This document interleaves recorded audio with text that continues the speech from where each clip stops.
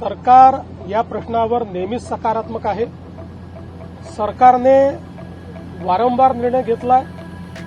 प्रत्येक वेळी जेव्हा अडचण आली त्यावेळी सरकारने निर्णय घेतलेला आहे आणि या संदर्भात मी एवढंच सांगेन की सरकारची भूमिका पारदर्शक आहे, सरकारची भूमिका सकारात्मक आहे आणि ती भूमिका आम्ही सातत्याने मांडतो आहे आणि यापुढेही सरकारची भूमिका ही सकारात्मकच असेल। मला अतिशय आनंद आहे की नागपूर महानगरपालिकेच्या माध्यमातून देशातला पहिला ड्राय डायजेशनच्या माध्यमातून सीबीजीचा प्लॅन्ट या ठिकाणी जवळपास तयार झालेला आहे।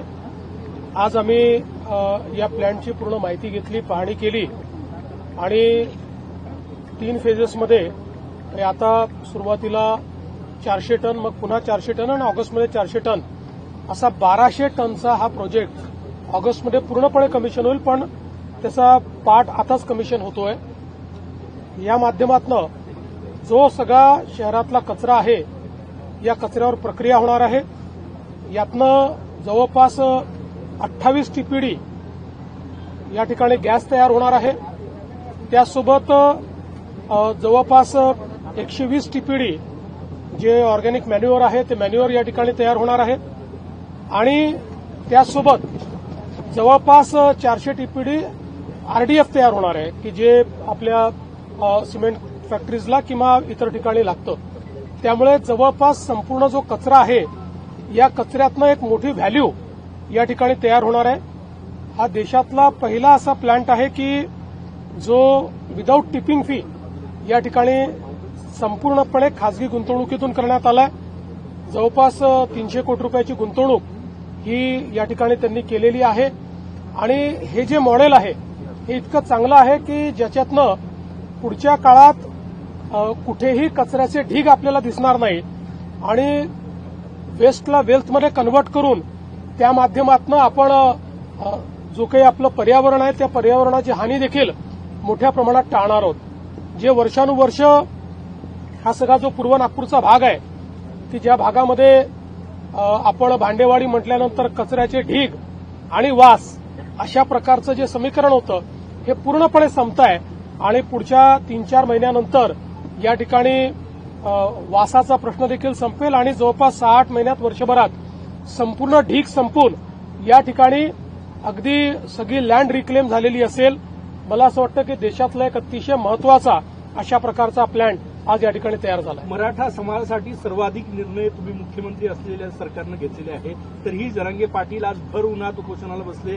विखे पाटील त्यांना भेटायला गेलेले आहे। सरकारचे प्रमुख म्हणून तुमचं काय म्हणणं आहे? बघा, सरकार या प्रश्नावर नेहमीच सकारात्मक आहे। सरकारने वारंवार निर्णय घेतलाय।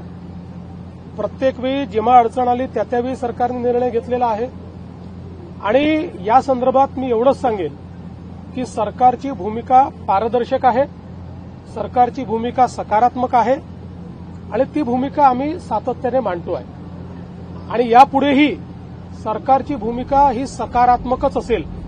आमचं सरकार सर्व समाजाकरता सकारात्मक काम करणारं सरकार आहे। आम्ही समाजांना एकमेकापुढे आणून भांडण करत नाही, सगळ्यांचं भलं कसं होईल हा प्रयत्न करतो आणि विशेषतः मराठा समाजाच्या संदर्भात मी पुन्हा एकदा सांगतो, जेवढे निर्णय मी घेतले आणि शिंदे साहेबांनी घेतले एवढे इतिहासात कधी झाले नाहीत आणि पुढेही आम्ही मराठा समाजाच्या हिताचे निर्णय घेतच राहू। फक्त हे निर्णय घेत असताना देशाचं संविधान, देशाचे हायकोर्ट आणि सुप्रीम कोर्ट यांनी दिलेले निर्देश याचं मात्र पालन करावं लागेल। त्या निर्देशांचा अवलंब न करता जर एखादा निर्णय घेतला तर त्यातनं केवळ प्रसिद्धी मिळेल पण तो निर्णय टिकणार नाही। त्यामुळे संविधान आणि न्यायालयाचे निर्णय यांच्या कसोटीवर जे ज्या निर्णय आम्हाला घेता येतील त्याच्या कसोटीवर खरे ठरणारे जे निर्णय असतील ते सगळे निर्णय आम्ही घेऊ। जरांगेंचं आंदोलन सुरू झालं की ओबीसी समाजामध्ये एक भीतीचं वातावरण असतं, तुम्ही त्यांना काय आश्वासन? मी असं स्पष्टपणे सांगतो, एका समाजाचं काढून दुसऱ्या समाजाला द्यायचं अशा प्रकारचं या सरकारने कधीही केलं नाही, आम्ही करणार नाही। ओबीसी समाजालाही घाबरण्याची आवश्यकता नाही। आम्ही मराठा समाजाचंही त्या ठिकाणी समाधान करू, त्याकरताही सगळे निर्णय आम्ही घेऊ, पण त्यावेळी ओबीसी समाजावर कुठलाही अन्याय आम्ही होऊ देणार जीआर काढण्याची मागणी त्यांनी केलेली आहे। नाही, त्या संदर्भात आता चर्चा चाललेली आहे. एवढ्या डिटेलमध्ये मी बोलणार नाही. मी पुन्हा एकदा सांगतो, न्यायालय, कायदा आणि संविधान याच्या चौकटीत बसून कुठलाही निर्णय घ्यायला आम्ही तयार आहोत. सीबीजी मराठा मंत्रालयाची प्लान का आपने निरीक्षण किया है, क्या बताएंगे? जी, सीबीजी एक ये बहुत ही महत्वपूर्ण इस प्रकार का प्रोजेक्ट यहां पर तैयार हुआ है. जो म्यूनिसिपल वेस्ट है करीब 1200 टन पर डे, 1200 टीपीडी, उसका प्रोसेसिंग का ये प्लांट है. इस प्लांट में से बड़े पैमाने पर जो हमारा गैस है वो निर्मित होगा. करीब 28 टीपीडी गैस निर्माण होगा, करीब 120 टीपीडी खाद इसमें से तैयार होगा और करीब 400 टीपीडी आरडीएफ इसमें से तैयार होगा. तो एक प्रकार से देश का ये पहला प्लांट है जहां पर पूरा जो कचरा है ये ड्राई डाइजेशन की पद्धति से इस प्रकार से कन्वर्ट हो रहा है और विदाउट टिपिंग फी यहां पर इसका निर्माण किया है. इसमें सुसबिड जो कंपनी है उन्होंने इसमें निवेश किया हुआ है और देश की एक बहुत अच्छी टेक्नोलॉजी अब ये साबित होने वाली है.